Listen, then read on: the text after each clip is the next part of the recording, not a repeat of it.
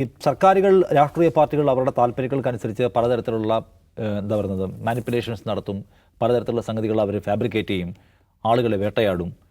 അതിനെല്ലാം അപ്പുറം ഇതൊരു ഓട്ടോക്രാറ്റിക് ആയിട്ടുള്ള സർക്കാരൊന്നുമല്ല, ഇതൊരു ഏകാധിപത്യ സർക്കാരല്ല. നമ്മൾ ലോകത്തെ ഏറ്റവും വലിയ ജനാധിപത്യ സംഹിതയ്ക്കകത്ത് ജീവിക്കുന്ന മനുഷ്യരാണ്.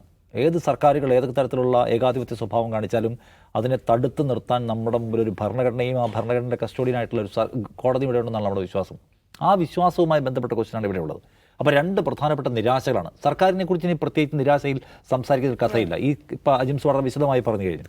അതിനകത്ത് നമ്മുടെ പ്രതീക്ഷയാവേണ്ട രണ്ട് പ്രധാനപ്പെട്ട സ്ഥലങ്ങൾ ഏതൊക്കെയാണ്? ഒന്ന് കോടതിയും ഒന്ന് പ്രതിപക്ഷവുമാണ്. ഇത് രണ്ടും നിശബ്ദമായിരിക്കുകയോ ഗവൺമെൻറ് പ്രൊപ്പഗൻഡയ്ക്ക് അനുസരിച്ച് വിധി വരുന്നത് പോലെ തോന്നുന്നു. അതിലെ ഏറ്റവും പ്രധാന കാര്യം, വളരെ മിനിമലായിട്ടുള്ള കുറ്റത്തിന് പരമാവധി ശിക്ഷ, ജീവപര്യന്തം ശിക്ഷയൊക്കെ ആർക്കാണ്? ഇവിടെ കൊലപാതക കേസിൽ ഇരട്ട കൊലപാതകത്തിൽപ്പെട്ട ആളുകൾക്ക് പോലും ജീവപര്യന്തം ശിക്ഷയാണ് മാക്സിമം ഇവിടെ കിട്ടുന്നിരിക്കെ ഇത്തരം സില്ലിയായ കുറ്റത്തിന്, പണ്ട് എപ്പോഴും നടന്നതിൻ്റെ പേരിൽ കുത്തിപ്പൊക്കിക്കൊണ്ടുവന്ന കുറ്റത്തിന് പരമാവധി ശിക്ഷ വിധിച്ചിരിക്കുന്നു ഇവിടെ ഒരു കോടതി. എന്നിട്ട് അയാളുടെ ജാമ്യാപേക്ഷ നിരന്തരമായി നീട്ടിവെക്കപ്പെടുന്നു. ഒരു തീരുമാനമാകാത്ത ഒന്ന് എന്ന് കാരണം. രണ്ടാമത് നോക്കൂ, ഉമർ ഖാലിദിനടക്കമുള്ള കേസ് 5 വർഷം ജയിലിൽ കിടക്കുന്നു. ജയിലിൽ കിടന്നിട്ട് അതിലൊരു ട്രയൽ പോലും നടക്കുന്നില്ല എന്ന് പറയുമ്പോൾ അതൊരു കാരണമൊന്നുമല്ല. ആളുകളെ വർഗീയമായി വിഭജിച്ച കുറ്റത്തിന് നിങ്ങൾ ജയിലിൽ കിടന്നേ മതിയാവുന്ന കോടതി പറയാണ്. ആളുകളെ വർഗീയമായി വിഭജിച്ചോ എന്നത് സ്റ്റേറ്റിൻ്റെ ആരോപണമാണ്.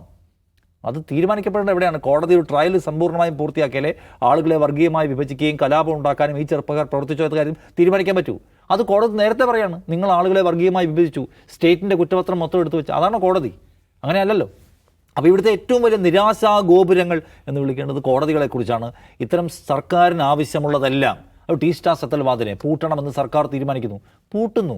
സർക്കാർ പൂട്ടുന്നു, ഓക്കെ, കോടതി അതിന് തുല്യം ചാർത്തുന്നു. ചില പ്രത്യേക ബെഞ്ചുകൾ കയറി ഇറങ്ങി വരുന്നു. പിന്നെ അതിനകത്ത് സംഭവിക്കുന്നത് ടീ സ്റ്റാർ സെത്തൽവാദിനെതിരെ അന്വേഷണം നടത്താനുള്ള തീരുമാനമെടുക്കുകയാണ്. മോദി സർക്കാരിനെ അപകീർത്തിപ്പെടുത്താനുള്ള ഗൂഢാലോചനയിൽ പങ്കെടുത്തു. എന്തിനാണ്? ബിൽക്കിസ് ബാനുവിനെ സഹായിച്ച കേസിലടക്കമെന്ന് എന്ന കാര്യം ഓർക്കണം. ഉമർ ഖാലിദിൻ്റെ കാര്യത്തിൽ സംഭവിക്കുന്നത് എന്താണ്?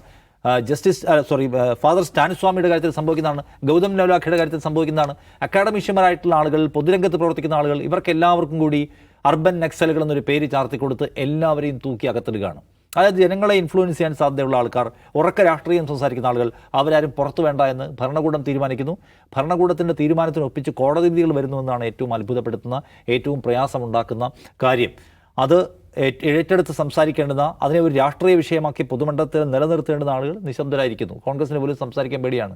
നമുക്ക് കോൺഗ്രസിൻ്റെ ഏറ്റവും വലിയ രക്തസാക്ഷികളാണ് ആര്? നമുക്കറിയാവുന്ന പോലെ ഗുജറാത്ത് കലാപത്തിൽ കൊല്ലപ്പെട്ട അവിടുത്തെ MP ഇഹ്സാൻ ജഫ്രിയുടെ കൊലപാതകം എന്ന് വെച്ചാൽ അവിടെയുള്ള ആളുകളെ രക്ഷിക്കാൻ ശ്രമിക്കുന്നതിനിടയ്ക്ക് അദ്ദേഹത്തെയും അവിടുത്തെ നാട്ടുകാരെയും കൂട്ടിയിട്ട് കത്തിച്ച് കളഞ്ഞ കേസാണ്. ആ കേസിൽ ഇഹ്സാൻ ജഫ്രിയെ ഒരു രക്തസാക്ഷിയായി അംഗീകരിക്കുകയോ അദ്ദേഹത്തിൻ്റെ പേരെപ്പോഴെങ്കിലും പറയുകയോ അദ്ദേഹത്തിന് വേണ്ടി പോസ്റ്റുകൾ ഇടുകയോ ചെയ്യുന്നത് കോൺഗ്രസിൻ്റെ സംസ്കാരത്തിൻ്റെ ഭാഗമല്ല.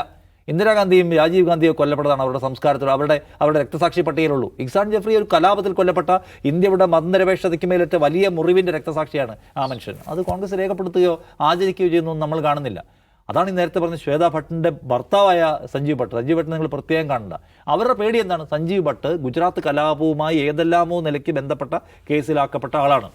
അദ്ദേഹത്തെ സംരക്ഷിക്കാൻ ശ്രമിക്കുന്നത് ഗുജറാത്തിലെ ഹിന്ദു വികാരത്തെ വ്രണപ്പെടുത്തുന്നതിന് സമാനമായി മാറും. അതുകൊണ്ട് സഞ്ജീവ് ഭട്ടിൻ്റെ കാര്യത്തിൽ തുടരേണ്ടതില്ല എന്നാണ്. ഇങ്ങനെ രാഷ്ട്രീയം കളിക്കാൻ പോയാൽ നിങ്ങൾക്ക് ഈ സർക്കാരിനെതിരെ എവിടെയും എത്താൻ കഴിയില്ല. കാരണം ഹിന്ദുത്വയുടെ പണി അങ്ങേയറ്റം BJP എടുക്കുന്നുണ്ട്.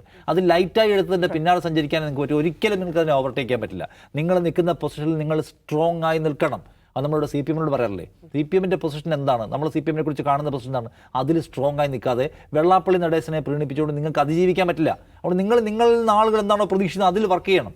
കോൺഗ്രസ് അത് ചെയ്യുന്നില്ല എന്നുള്ള കോൺഗ്രസിനെ കുറിച്ചുള്ള വലിയ നിരാശയാണ്. പക്ഷെ നമുക്ക് ചെയ്യാനുള്ള കാര്യം നിരന്തരമായി പറഞ്ഞുകൊണ്ടേയിരിക്കുക. സഞ്ജീവ് ഭട്ട് അകത്ത് കിടക്കുന്നത് നമ്മൾ ഓരോരുത്തർക്കും വേണ്ടിയാണ്. എനിക്കും ധന്യയ്ക്കും അജിംസിനെയും പോലുള്ള ആളുകൾ സമാധാനത്തോടെയും സന്തോഷത്തോടെയും സഹവർത്തോടെയും ജീവിക്കാൻ ആഗ്രഹിക്കുന്ന ഒരു തലമുറയ്ക്ക് വേണ്ടി ശബ്ദമുയർത്തിയ മനുഷ്യൻ മിണ്ടാതിരിക്കായിരുന്നല്ലോ. ഒരു കുഴപ്പമില്ല, മിണ്ടാതെ വീട്ടിലിരുന്നാൽ സുഖമായി ജീവിക്കായിരുന്നു. അയാൾ IPS ഓഫീസറായിരുന്നു, പെൻഷൻ മേടിച്ച് സുഖമായിരിക്കാം, അയാൾക്ക് അടിച്ചു പൊളിക്കാമായിരുന്നു. പക്ഷേ അത് ചെയ്തില്ല. കാരണം അയാളുടെ ഉള്ളിലെ മനസാക്ഷി അത് സംസാരിക്കാൻ, താൻ കണ്ടുകുന്ന അനീതിയെക്കുറിച്ച് സംസാരിക്കാൻ അയാളെ പ്രേരിപ്പിച്ചു. അത് നമുക്ക് എല്ലാവർക്കും വേണ്ടിയുള്ള, ഈ രാജ്യത്തിന് വേണ്ടിയുള്ള, ഈ രാജ്യത്തെ മനുഷ്യർക്ക് വേണ്ടിയുള്ള, ഭരണഘടനയ്ക്ക് വേണ്ടിയുള്ള ശബ്ദമുയർത്തലാണ്. അതുകൊണ്ട് എത്ര കാലം അയാൾ ജയിലിൽ കിടക്കുന്നു, അയാളെക്കുറിച്ചൊരു ഓർമ്മ പുതുക്കുക എന്നത് പ്രധാനമാണ്. ഗൗരി ലങ്കേഷ് മരിച്ച ദിവസമായിരുന്നു. പ്രകാശ് രാജ് പറയുന്നുണ്ട്, നിന്നെ വെട്ടി നുറുക്കിയ ആളുകൾ തെരുവിലൂടെ ഉല്ലസിച്ച് നടക്കുന്നു, നിനക്ക് വേണ്ടി ശബ്ദിച്ച ആളുകൾ എല്ലാവരും ജയിലിൽ കിടക്കുകയാണ്. അദ്ദേഹം പറയുന്നു, നിന്നെ ഞങ്ങൾ കുഴിച്ചിട്ടതല്ല വിതച്ചതാണ്, നീ മുളച്ചു പൊന്തുവെന്ന്. അതുപോലെ അദ്ദേഹം ജയിലിൽ കിടന്നാലും അയാളുടെ ശബ്ദവും അയാളുടെ പ്രാതിനിധ്യവുമായിട്ട് തെരുവിൽ മനുഷ്യരുണ്ടാവട്ടെ എന്ന് ആശിക്കാം.